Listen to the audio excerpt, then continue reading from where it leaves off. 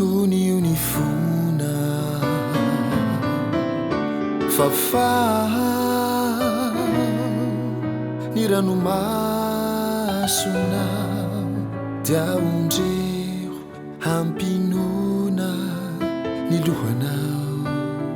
kamiresa haminy tompo izao fa ninon'olana mianjady aminao dia zay salasalana fa tantarao amin'ny tompo zarao fibebahana satria io famahana olana io mihitsany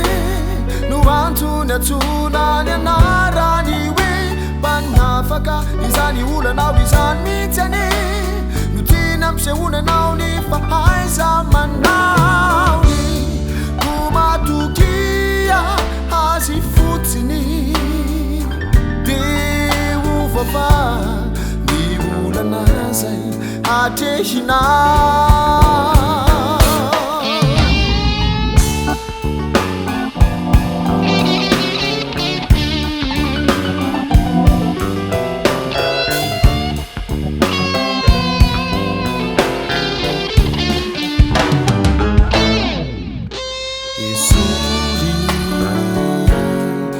fanahina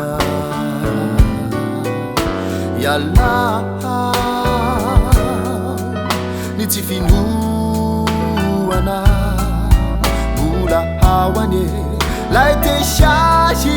ny fiainanao koa tolory azy feno ny adinao